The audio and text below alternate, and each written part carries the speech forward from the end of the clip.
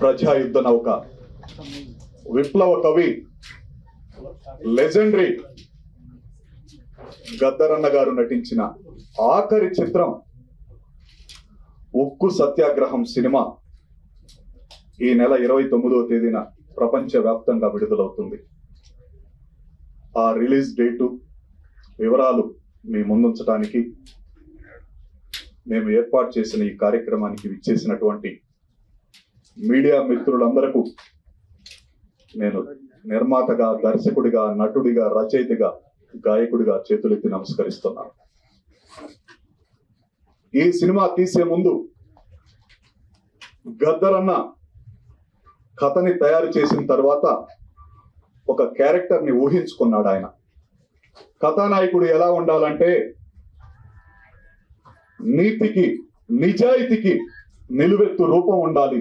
ఆ రూపాన్ని ఊహించుకొని కథని తయారు చేస్తే భారతదేశంలోనే నీతిమంతుడు, ప్రజల కోసం, తెలుగు ప్రజల కోసం అత్యంత విలువైన తన పదవికి తృణప్రాయంగా రాజీనామా చేసి ప్రజల కోసం అనునిత్యం పోరాడుతున్నటువంటి జేడి లక్ష్మీనారాయణ గారిని దృష్టిలో పెట్టుకొని, అలానే ఉద్యమాలు చేస్తున్న ఉద్యమకారులందరినీ దృష్టిలో పెట్టుకొని కథానాయకుడు క్యారెక్టర్ని ఆయన ఏర్పాటు చేశాడు.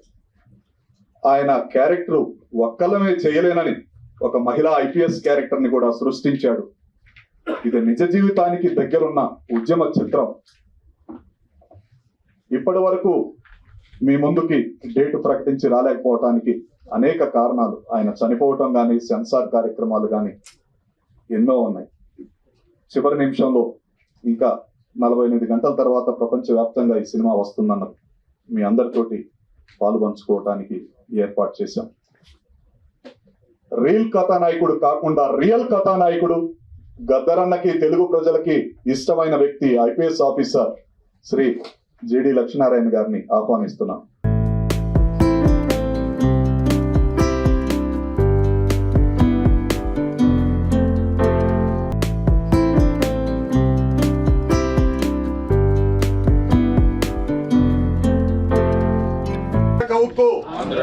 విశాఖ ఉక్కు మా గద్దరన్న ముద్దుల తనయ, తెలంగాణ ఆశా జ్యోతి. రామ్మ, వెల్కమ్ సార్.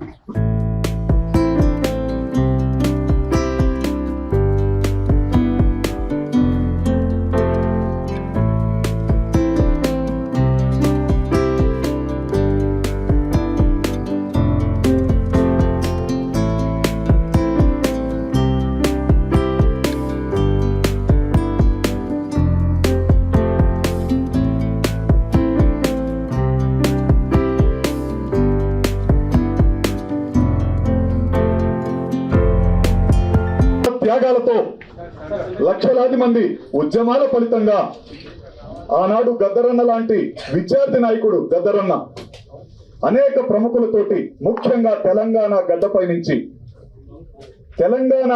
నుంచి ఉద్యమం స్టార్ట్ అయింది. ఉస్మానియా విశ్వవిద్యాలయంలో ఉద్యమం స్టార్ట్ అయింది. జార్జి రెడ్డి లాంటి వ్యక్తులు కూడా ఉద్యమానికి మద్దతుగా ఆ రోజు పోరాడారు.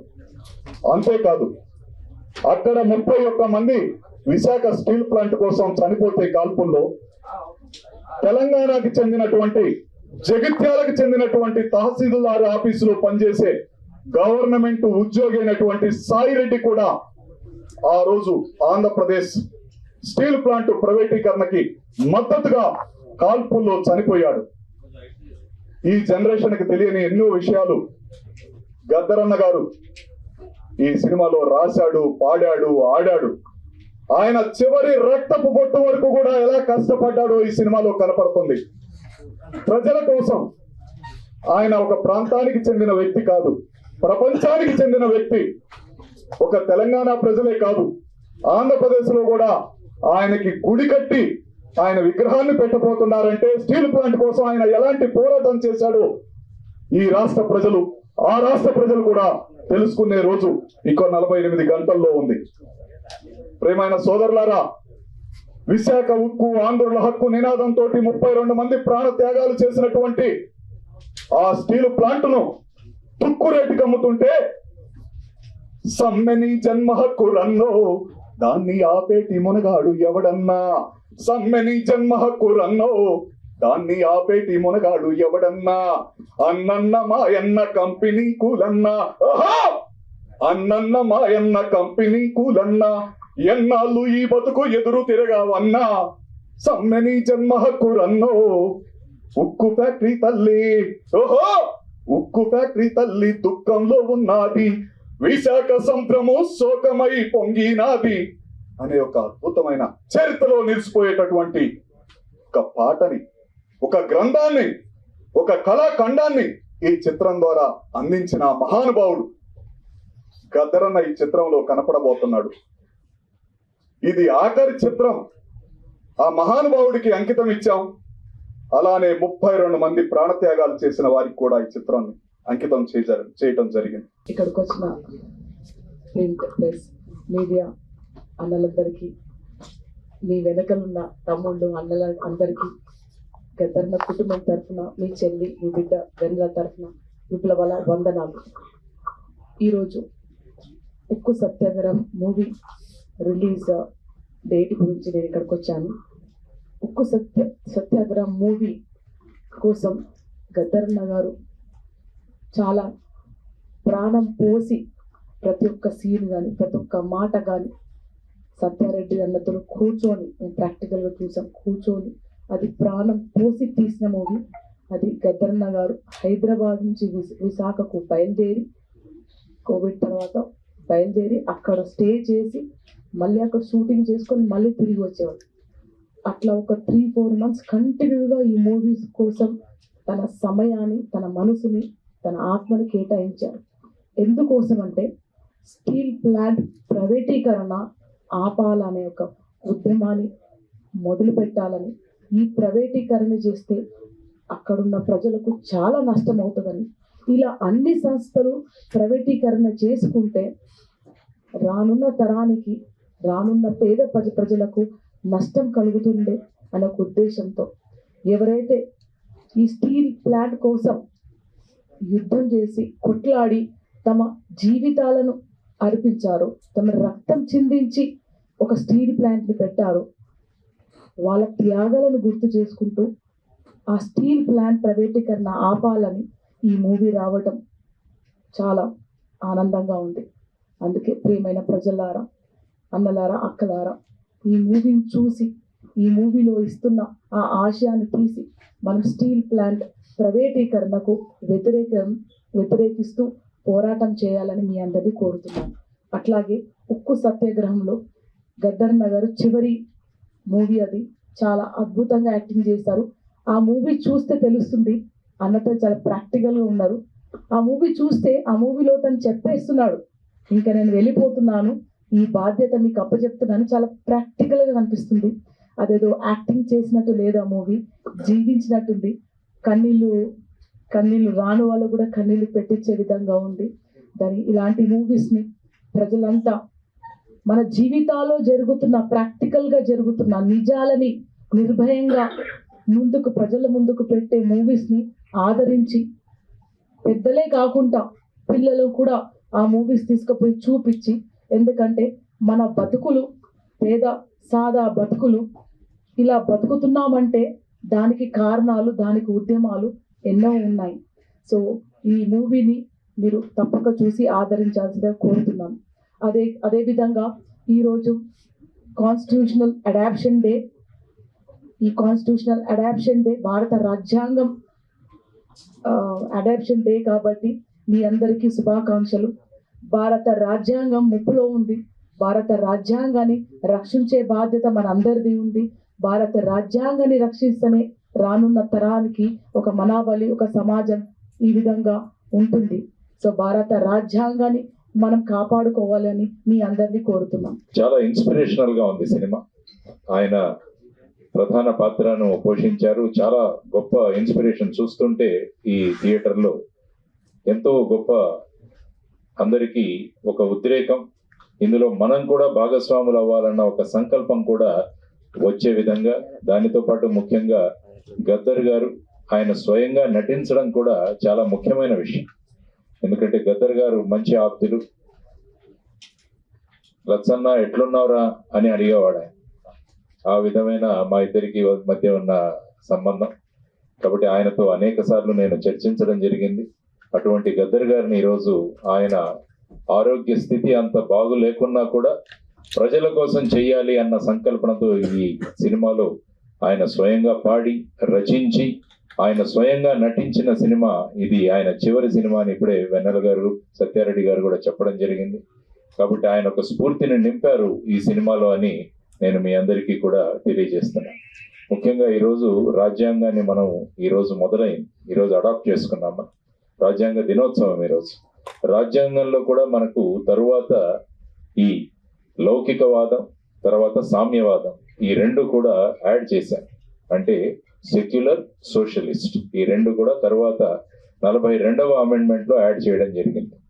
కాబట్టి ఈ రోజు ముఖ్యంగా నిన్నే సుప్రీంకోర్టు కూడా ఈ రెండు ఏవైతే యాడ్ చేశారో 42లో అవి ఈ ప్రియాంబుల్లో పీఠికలో ఉండాలని చెప్పి వారు కూడా నిర్ణయం ఇవ్వడం జరిగింది. అందువల్ల ఇందులో ముఖ్యంగా చూసుకుంటే సోషలిజం అన్న కాన్సెప్ట్ ఏదైతే ఉందో, అంటే ఉత్పాదన లేకుంటే దేశంలో ఉన్న సంపద కేవలం కొంతమంది మాత్రం చేతుల్లోనే ఉండకూడదన్నది సోషలిజం. దానికి ప్రధానంగా మన పబ్లిక్ సెక్టర్ యూనిట్లు చాలా మహత్తరమైన భూమికను పోషిస్తాయి. అందుకనే మనం భారతదేశానికి స్వాతంత్రం వచ్చిన తర్వాత క్యాపిటలిస్టిక్ కాదు, ఈ విధంగా టోటల్ గా ప్రభుత్వం కాదు, మిక్స్డ్ ఎకానమీని మనం నిర్ణయించుకున్నాం. అంటే పబ్లిక్ సెక్టరు, ప్రైవేట్ సెక్టరు రెండూ ఉంటాయి.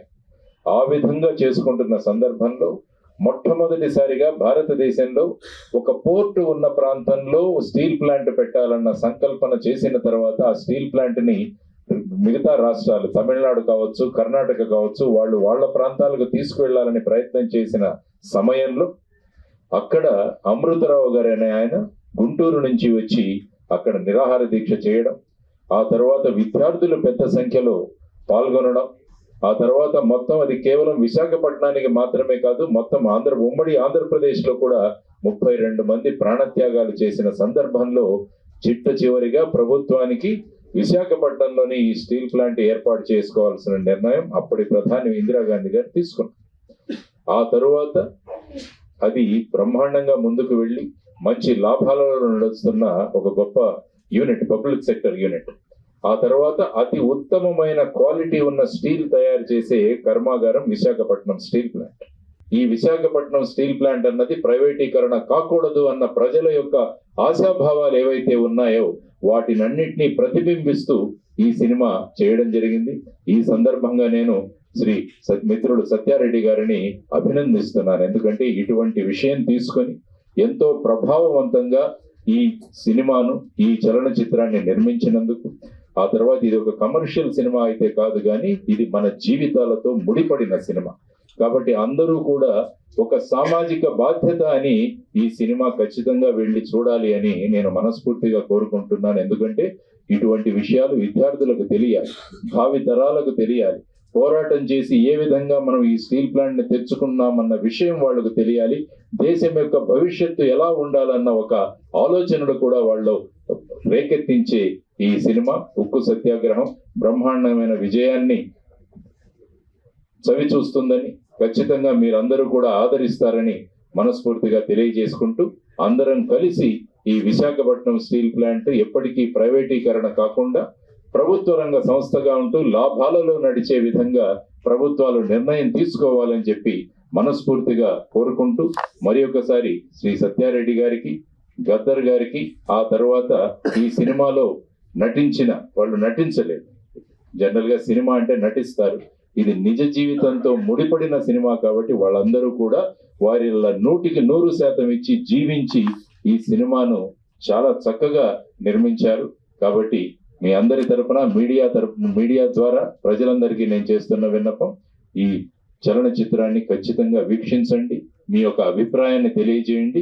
విశాఖ ఉక్కు ప్రైవేటీకరణ కాకుండా ప్రభుత్వ రంగ సంస్థగానే కొనసాగించే విధంగా ప్రభుత్వం చర్యలు తీసుకోవాలని మీరందరూ కూడా గొంతు విప్పిన రోజు ఖచ్చితంగా అది జరుగుతుందని నేను ఆశిస్తూ మరి ఒకసారి శ్రీ సత్యారెడ్డి గారికి అభినందనలు తెలియజేస్తూ ముగిస్తున్నాను.